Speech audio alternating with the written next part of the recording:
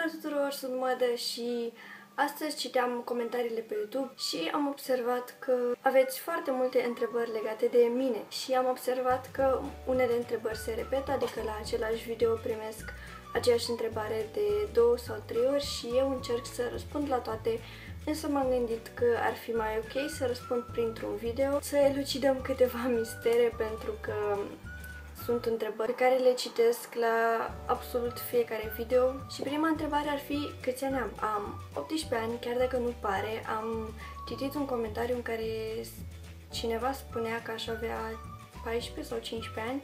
Ok, poate par, dar am 18. O altă întrebare frecventă este de unde sunt. Sunt din Slatina, însă de câțiva ani locuiesc în Belgia și tot legat de chestia asta e de ce m-am mutat în Belgia. Păi m-am mutat pentru studii. Vara asta am terminat liceul și pe 23 septembrie, deci cam într-o săptămână, este prima mea zi de facultate și o să dau la psihologie și sper să mă descurc pentru că e cel mai ușor profil. Asta mi-am dorit să fac de mult și cred că să reușesc. Apoi o altă întrebare este legată de posterele mele pe care încă le vedeți pe pereți. Întrebarea e dacă ascult One Direction sau dacă sunt Directioner.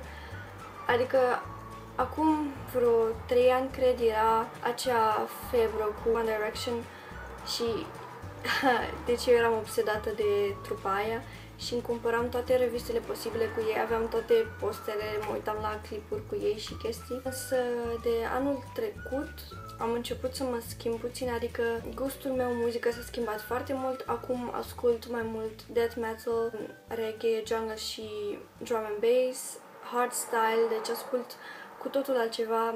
Nu că nu îmi place genul lor de muzică, însă nu mai sunt atât de obsedată de ei și posterele au rămas pentru că ar fi aiurea să le dau pe toate jos acum și camera mea ar fi foarte goală. Deja am început să dau câteva postere jos și camera mea e foarte albă și e un sentiment de gol, de foarte ciudat și de-aia am zis să le las, chiar dacă nu mai ascult trupa sau nu mai sunt interesată. Le-am lăsat pentru că până la urmă a fost o parte din adolescența mea și o să vină timpul când o să le dau pe toate jos, însă deocamdată rămân acolo. O altă întrebare este legată de înălțimea mea. Nu sunt foarte înaltă și de aceea poate par și atât de mică de vârstă, deci eu am 1,52 m, cred, deci sunt foarte scundă.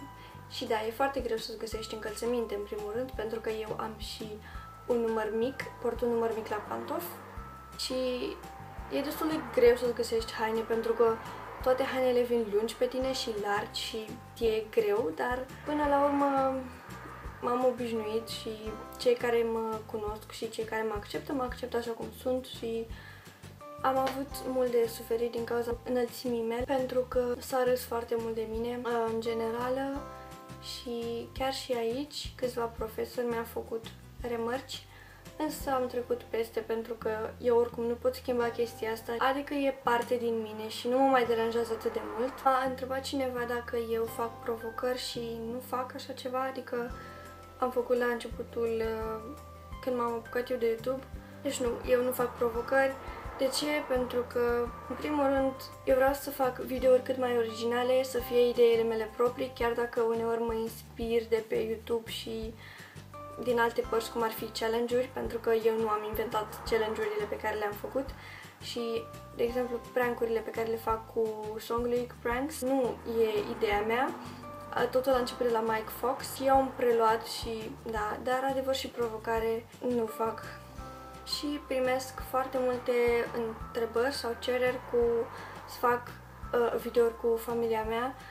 Eu prefer să nu, pentru că vreau să-mi țin familia departe de YouTube, pentru că ce fac eu aici mă privește pe mine și vreau să trag o linie între viața personală și viața pe YouTube, pentru că nu-mi place să-mi expun toată viața pe YouTube, chiar dacă dau multe detalii despre mine, asta e pentru ca voi să știți puțin cu cine aveți de-a face, dar să-mi implic familia în chestia asta mi se pare puțin prea mult și nu cred că am să fac videouri cu ei, adică nu spun că nu o să fac niciodată pentru că nu se știe, însă deocamdată nu am de gând să fac videouri cu familia mea. Astea au fost câteva din întrebările cele mai frecvente pe care le primesc eu în comentarii. Dacă aveți alte întrebări, pot să fac un episod mai lung din asta, să fac un fel de Q&A în care să răspund la mai multe întrebări pe care le aveți legate de mine. Eu vă las cu clipul ăsta, sper să aveți o zi cât mai bună și noi ne vedem data viitoare. Pa, pa!